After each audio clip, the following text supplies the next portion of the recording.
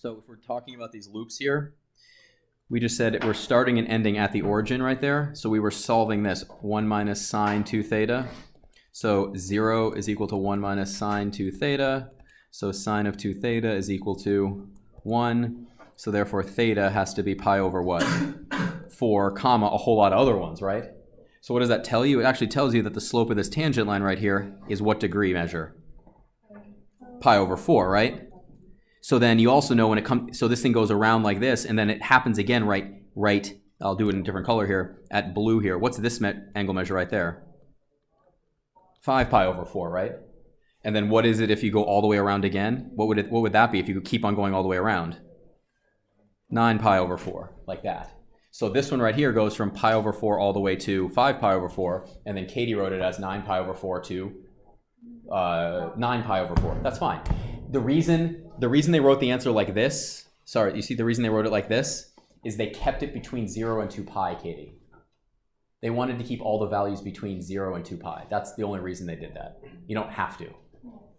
Trig functions are cyclical. How many different answers does this question have technically? An infinite number. In general, in my experience in the world of math, there's 0 answers, there's 1 answer, there's an infinite number of answers, and sometimes there are like 7 answers. Which types of questions do you think I'm most interested in? Actually, I really like it when there's like 4 answers to something randomly, like something that seems totally random and there's 4 answers. I love that stuff because it implies there's some sort of like order to the galaxy, which there really isn't. Okay, this area, right, let's look at the lower one because I like using zeros when I can. You see this right here? See that? If I wanted the lower half, what's going on is you are integrating from 0 degrees all the way to what? Pi over 4, correct?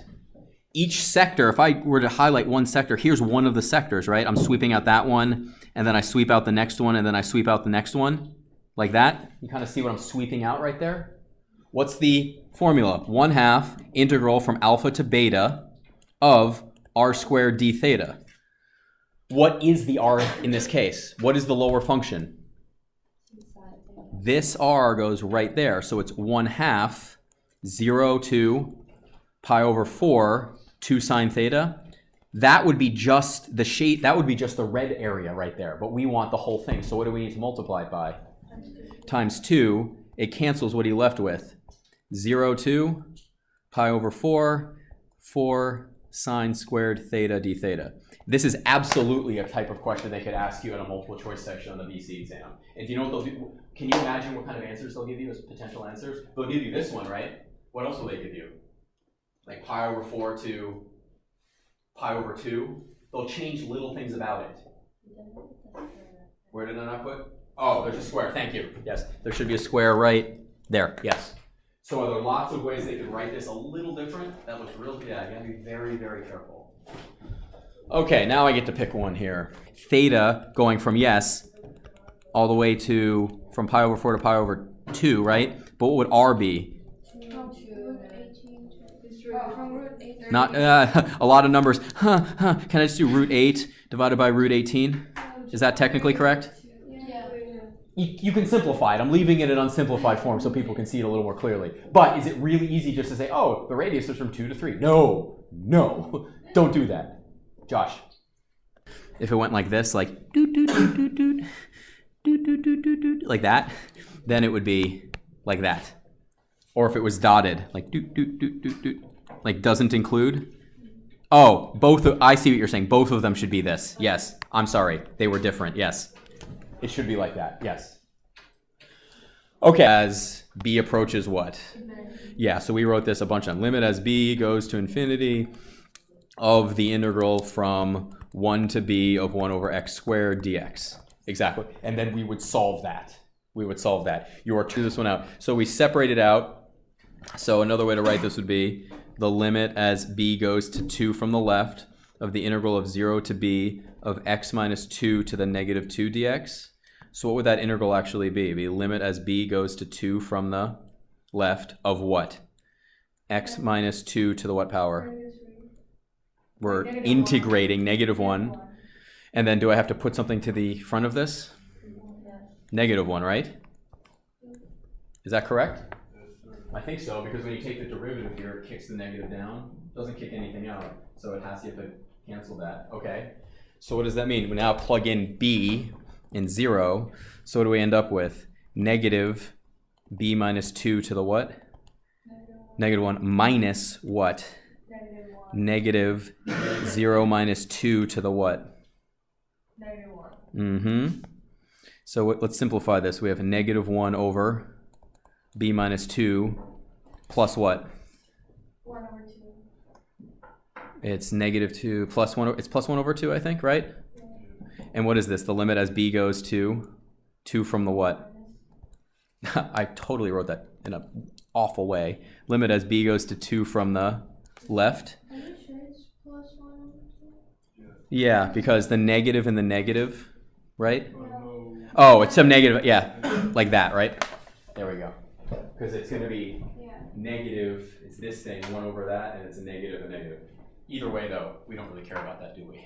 Okay. Because now when we look at this, it's important. It's b going to 2 from the left. 2 from the left means it's like 1.99999999999.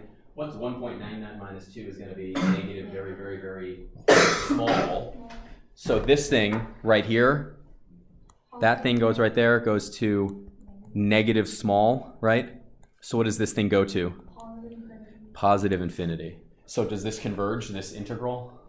It diverges, exactly. This out, quote properly. 2 integrals, right? You have the integral from negative 1, so the limit as b goes to 0 from the left of 1 over x to the 4th dx. And then what are we adding to it? The limit as, what letter do you want to use?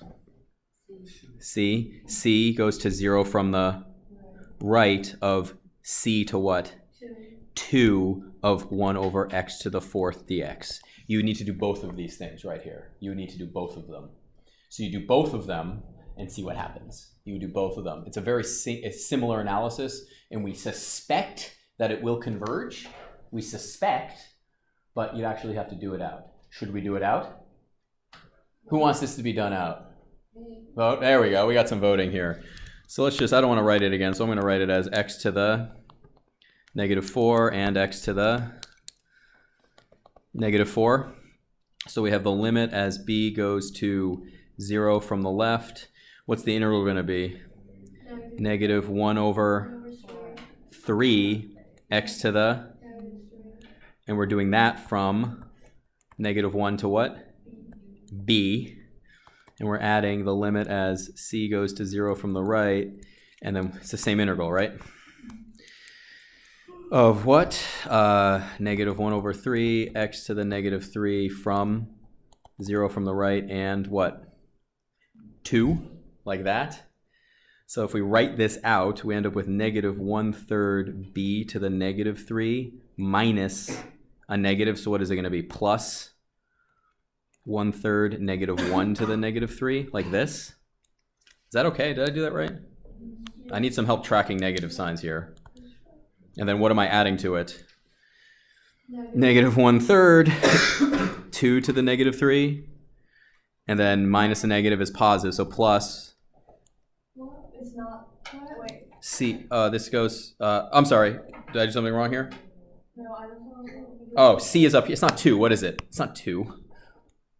It's C. Gosh, C. What's going on here? Where do I put C? It's C right there, right? So it's 2 right here, right? But then what do I plug in here? C to the negative 3. So then I should rewrite this, I think. I think I should rewrite this. What is B going to? 0 from the left. Is that correct? Okay. Constant. You end up with the same limits, right? But what do you end up with here? B to the negative 3 minus negative 1 to the, like that, plus 2 to the negative 3 minus C to the negative 3, like this. Do you agree with that? So what is that? 1 over what?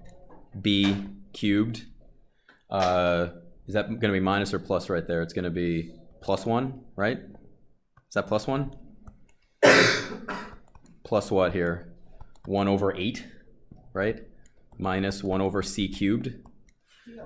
And what's the limit? Hold on. Let me just finish writing this here. Limit as C goes to 0 from the right, and this is the limit as B goes to 0 from the left. So what is this going to right here? That's going to negative infinity, right? And what's this going to right here? 0 from the right. So that's going to what? Infinity. But what's right there? A negative sign. You have two negatives right there. Yes, Katie.